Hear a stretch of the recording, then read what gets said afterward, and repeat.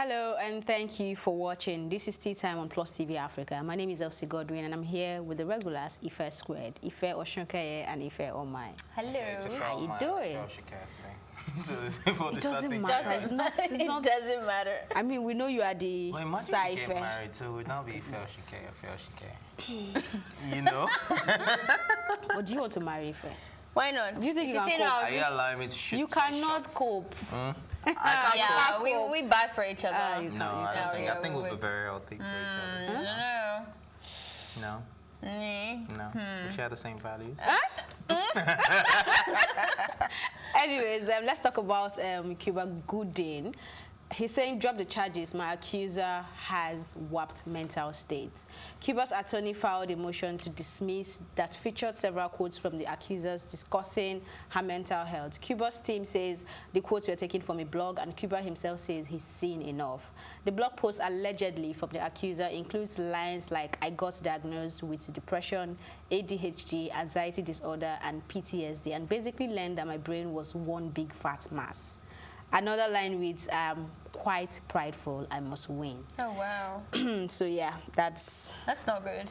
Okay, how bad do you think it is? Because they're using your words against you, and if you're admitting that you're not in the best mental state, then how do we know that that incident wasn't just played in your head?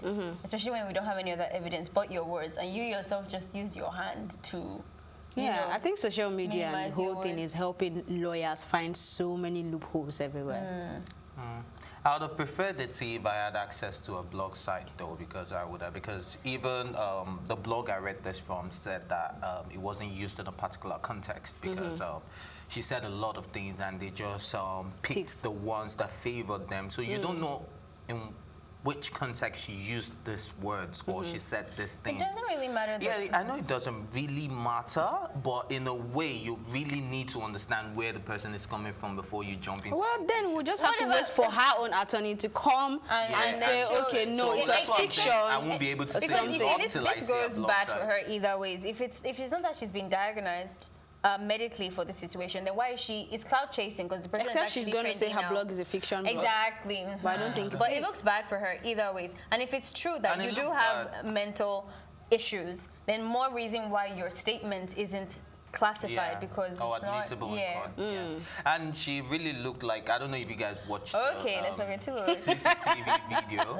She kept following him around, and I just felt that like she was kind of obsessed, kind of off. So I figured it's something good wasn't for him. Let's just say so complete. So I stopped there. Okay, I think it's time to introduce our studio guest. Our studio guest is a beauty to behold. I mean, she's beautiful. She's an ambassador for migration, a human rights activist, an entrepreneur, and a philanthropist. She is Miss Africa 2018, and her name, I hope I pronounced this right. Let's make welcome the very beautiful and gorgeous Gase Balopi. You did so well. Gase. You did so well. You tried. Right? Gase. You did so well. All right. Okay. So how you doing? I'm awesome. Thank you. How are you? Well. Good to have you on the show. Thank you. How is the weather treating you? I mean, I love it. I mean, not that it's raining right now. I mean, I had a lot of tropical, beautiful outfits for the sun, but I'm guessing it will be sunny soon. okay. Okay, so I'm going to go into it first because just learning about you was very interesting. This happened, your push to the spotlight happened in 2017 because of you won the pageant and stuff. Yes. I didn't watch the event myself, but I saw the reviews and the purpose of it and all of that stuff, and the money that was involved, which you're going to tell us what you did with it. But my biggest question is that I know that they have been pushing you to a lot to be part of the changes for social issues, so climate change, migration, and there's been a lot. Even just looking at your Instagram profile, you've done everything almost across the spectrum. But for you personally, what is that one thing that you really stuck with, that even if, let's say, you're not a beauty queen anymore, you would still continue to push for? The reason why I joined the pageant was because I've always wanted to work for the UN. So being a humanitarian is something that's always been in my career path or in my line of work. So it's not that it's anything that I would do other than that. It's something that I'm doing now. So right now I'm venturing into a lot of a lot of philanthropy work when it comes to refugees in Africa, doing a lot of advocacy for that. I work very closely actually with the United Nations right now to try and create change.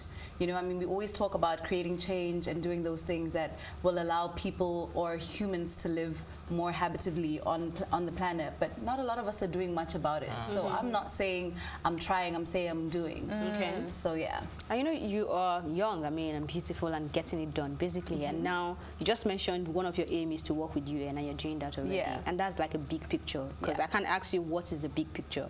So is there a bigger picture? Way bigger picture. So what is that bigger picture? Well, right now it starts with Africa, right? I am an endorser of the ideology of Africanism, which means promoting African culture throughout the whole world, right? But it starts in Africa, making sure we're good first, and then it's to the world. So I've got a lot of things lined up. I really can't say much right now because I'm not allowed to, but just to say a bit, it's for the world. It's not just for Africa. So it's about packaging Africa in the best light that Africa is. Because a lot of us look out to the world and expect the world to help us, but we are it. Okay. Africa's time is now, and that's what we need every single young person in Africa to realize. I like the fact that you brought up Africanism and all that. So if you had to describe Africa to a blind person and what it means to you, how would you do that? Wow, I think I would describe it when it comes to the sounds, right? For me, Africa is about the sounds, Mother Nature, the peace, the serenity. I would talk about how it looks in the sense that it's colorful. It's not bland. It's nothing that is quiet or apologetic. It's very unapologetic. That's how Africa is. Yeah. That's why we stand out everywhere we go. So if I was to tell a blind person, I'd start obviously with the cultures and trying to create that idea of a utopia, really. And I know that you being Miss Africa, and you're coming from the South as well. I lived in the South for 5 years, so I know that it can be a switch. And you've done most of your work in Nigeria. I mean, the pageant was based here in Calabar and all of that stuff. What has been your, now both questions, good and bad experiences so far in just trying to blend those two things together? I think because I've always been open-minded, I think the only thing that would have been a barrier is the language, but it's great because such platforms allow you to have interpreters and people that can get your message across. So it's not really that much of a barrier. But the pros is that, I mean, I'm from the South, so we do things very differently, and you guys do things very differently this side. So the mashup becomes literally ideal for everyone. So I mean, when you look at our cultural differences, it's nice to integrate some of the stuff that we do into the cultures here and learn a lot from you guys. All right, so Nigeria has a bad image globally, at least in some areas. So if you go back to your country, what would you say to your people about Nigerians? Everyone knows I love Nigeria. I tell them it's infectious. I mean, I love Lagos. I love the buzz. I love the culture and the hustle. I think that's one thing that I love about this place. You can't just sit down and do nothing. And what are some of the similarities between Botswana and Nigeria? Botswana and Nigeria, I think it would have to be the fact that we have a lot of natural resources. We have diamonds, you guys have oil. So a lot of the economy is based on those natural resources. So I think that's one of the major similarities between Botswana and Nigeria. I know Botswana is Okay, probably... but hold on, though. I think I want to pick it from his question. How many African countries have you visited? Ooh, child. It's a lot. Okay. But most of them were in The South? Really, not really in the South, but let me say I haven't done a lot of countries in Northern Africa. So I still haven't tapped into that region yet. But I'm going to. You know, your Morocco's, your Egypt. I can't wait. But right now I've been tapping into a lot of the East, West, South. So what would you say is that one thing that you have found? Okay, I think we need to go on a quick break. When we come back, I'll continue with that question. We'll be right back. I said my baby day. It's where the big stories live. This is Plus TV Africa. When I did it, I was full on, hands-on on the whole project. So how did you deal with it? All of that negativity. I got depressed, obviously. Duh. Haven't you heard? I've got two of the hottest topics currently trending on social media. If you've seen the word Senate trending on Twitter, that's because the Nigerian police force has gone Trump style. I haven't shared this with anyone, but I reckon I get about like 100 people asking for help a day. That's a fact. I can prove that.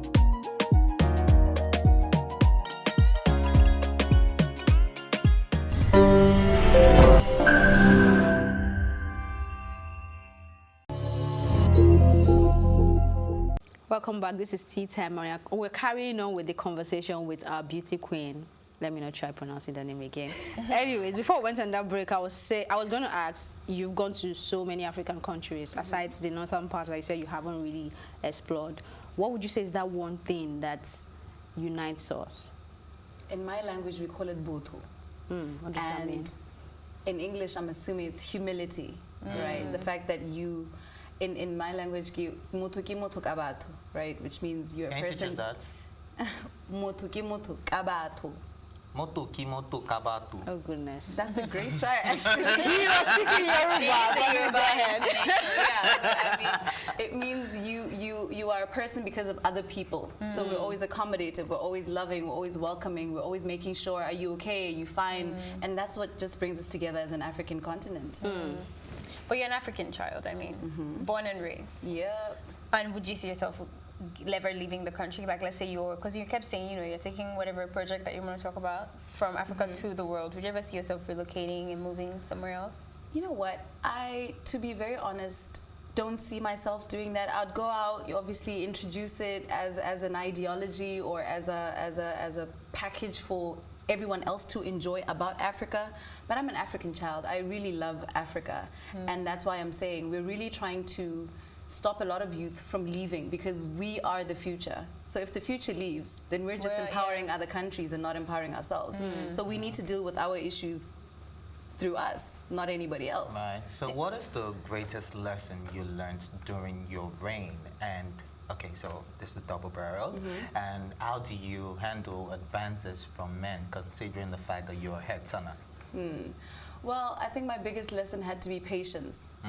You have only 1 year, and when I got into the reign, I wanted to do everything, but at the end of the day, I had to sit down with myself and make actual realistic targets. So I needed to then develop my 1 year massive plan into maybe a 5-year plan, because you really can't do everything in 1 year. Also, you're gonna go crazy. So I literally learned a lot of patience. And as to that, I mean, where I'm from, right? Stature and integrity is the most important thing. So as a woman, you need to know that your voice needs to be heard in every single place that you go to. So for me, it's never really been an issue, because I never really get to listen to it, or that's why I always have a team around me or people around me. I never really get the advancements. Oh, really? Even though I know they are there somewhere, but So you don't have people sliding into your DMs? Obviously, but you have a team that will read those DMs, and you guys giggle. So you don't even handle your own social media? Well, some of it I do, but most of the time my team just goes, look at this guy, he said he wants to marry you. And then laugh like, ha ha ha. So are you in a relationship? Hectic. So they can stop sliding in your DM. It's not about that. I told you, my life and my livelihood is for Africa. You're a public figure. You can't separate your life from the public light. So we're beaming the light. I am an African child. With an African man. Who said anything to do with an African man? Like I said, jokes aside, I've really taken out this part of my years to actually dedicating everything that I do to Africa and doing what I want to do and actually developing myself. So whether there's somebody, whether there's nobody, we'll never know. Find out on the next episode. Okay. And you're very young. I'm not even saying that to be condescending. I think we're about the same age if I calculated it right. And I know that in this stage it can be very difficult, especially with social media attention, being a pretty face, being a woman, and you're trying to do something serious, it's not just like for entertainment. Do you ever struggle with people taking you seriously, or they can't see past the beauty? All the time. All the time. I mean, that's why even the advancements, like you said, I don't take them seriously, because I really want people to get to know me before who you are, for who I really am, But it's very difficult. I mean, you get into a room, everyone judges you, ooh, the pretty girl, hey. And you're talking and you're really making sense, and you're talking about Africa, and I love Africa, and they're like, listen, darling, we're not here for that. We're here because you're a pretty face. Are we gonna go out for lunch or what? Yeah. But it takes you to then put your foot down and say, but actually, I'm talking about Africa. Africa. So are we going to talk about Africa or do I need to leave? Alright, so How let's difficult put has that been? Sorry. Okay, sorry. If you It have is to handle difficult. it, do they see you as condescending? Exactly. You come off as condescending. You come off as rude, but you do it with a smiling face. You know, I'm that kind of person that will tell you to, you know, go jump off a cliff in the nicest way ever, and you'll be like, okay, wait, which direction is the cliff? I'm like, that way, and you're like, okay, thank you, ma, thank you. I'm that kind of person, so I say it in a very, very nice and appreciative way, trying not to be, but when I need to put my foot down, I make it very clear. Cool. You wanted to ask something? Yeah, so I was going to ask that every time you go out there as a beauty queen and all of that, but obviously before that there was something we're passionate about, which I believe is fashion and styling. Am I correct? A bit of it. I've always been that jack of all trades, right? So I've done a lot of stuff. So fashion is one of them, psychology is another, so many things. So if you didn't get into pageantry and all of that, what do you think you would be doing right now? The reason why I got into pageantry, like I said, was to work for the UN. And through this platform that was Miss Africa, you become a UN ambassador of migration in Africa. So if I hadn't found that platform, I'd still be finding my way, trying to get my voice out there. So where did the whole fashion and styling thing come out? Because they made you look It's like... always been. I mean, in varsity, I'd always style. I remember my brother and I had a clothing line at some point. So yeah. You still do that? Not anymore, because I don't have the time, and I'm also waiting for the perfect timing. You know, timing is very key. You said what uni did you go to? University of Botswana. Okay. Yeah. And do you still have contacts with those people? Because I can imagine now that sometimes fame also separates people from their I do go home a lot. I went back to my high school even, so I still do have contacts with everybody. Would you say your personal life has changed a lot from being in the spotlight and being a beauty queen, or Not are really. you still the regular girl? I've always had a close circle. I'm still a low-key tomboy that wears sneakers and doesn't really like to get their makeup done. I'm still the same person. I'm lucky because I've always had a small circle of people, so I never really had to change for anybody. They've always known me. I'm still that person that's gonna call you and ask you, where are you? Blah, blah, blah. I'm just that kind of person. So it's not really changed much. It's only changed when it comes to where I go, how I interact with people. I don't go to certain places anymore because of security reasons, and I can't go alone and stuff like that. But other than that, when it comes to my close circle, I've not really changed. I'm still the same girl. Okay, So tell us you a haven't bit. had to give up anything since you became a beauty queen? Your Give diet, up maybe? anything. Yeah, I think that's my issue. I am a bit of a foodie, so I think I had to give away a lot of food, and I had to change my diet very drastically so that I maintain my body the way it is, and for my skin to glow the way it does, I needed to do a lot. Right. So tell us a bit about the migration ambassadorship you're into. Like, what is this work about?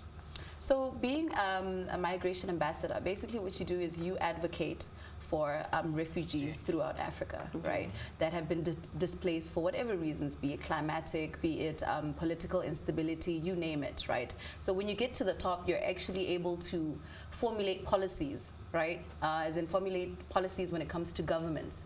You become one of those people that sit on a panel right now full of government leaders and people that actually have the right to change bills in certain countries, and you're able to formulate policies that favor refugees in those countries. Because a lot of the countries close their doors for refugees. Some allow them, but still, when you have an influx of a lot of people flowing into one country, you need to govern them and manage them in a certain way. So we just make the place that they settle in much more habitable, because they don't have a lot of health care, they don't have money, they don't have a lot of things. And how far have you gone with that so far? I've visited a lot of refugee camps. Like I say, you know, I do get called to sit down and formulate policies for different states and different places in Africa. So I'm very blessed. Very, What would very you blessed. say so far your biggest impact has been? It had to be in Cross River State, Calabar. Okay. That's where the pageant was formulated, and that's where we visited the most refugee camps. The one that stands out for me the most is Bekasi Camp, where the Cross River State government was actually building houses for these people. And it was such an impactful and very emotional thing for me to see actual structures of housing that are coming up for refugees in that area. It's actually outstanding. And the governor, Professor Ben Ayade, Cross River State government, he is doing such a great job. He is doing such a great job. And I really, really commend him for that, because not a lot of people actually go out and do what he does on a daily. Do you consider running for the Miss World Beauty pageant anytime soon? No. Oh, this is where you're stopping. Nah. As far as Pageantry was a stepping stone. It's not really something I'm passionate about, because, like I said, I'm not really the smile and wave type of girl. Just to end for anyone who's watching right now, you have been like a role model, not just for young people, but like youths as well. We have this pandemic where we feel very helpless sometimes, like the world is crashing and the adults, so the bigger people are not doing their job, the government is crashing. But you seem to be making your footprint in this whole struggle, and there's actions taking, like you said, not just social media talks. What would be your advice if someone is watching and is fitting off that drive, and I want to also make a move? How would you advise them to do that? Start now. I think you just need to take the first step, even if it's not in something that's within your line. Like I said, pageantry's never really been for me, but I knew what I needed to do to get to where I wanted to be. So I'll just say to them, timing, well, God's timing is the best timing, and until then, start moving. And unfortunately, timing is never enough. We have to go like right now. Oh gosh, that's exactly where we wrap up right now, this episode. You can join the conversation as usual by using the hashtag #TeaTime on social media, or tweet at us at +TV Africa.